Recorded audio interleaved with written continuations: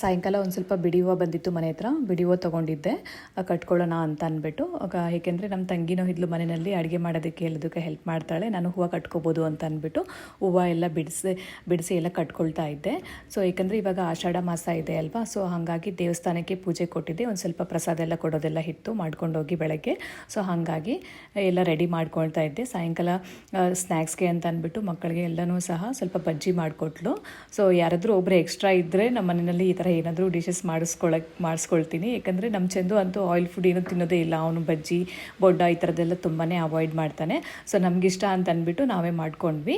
Next day morning Anjaneya ಸ್ವಾಮಿ ದೇವಸ್ಥಾನಕ್ಕೆ ಪೂಜೆ ಕೊಟ್ಟಿದ್ದೆ.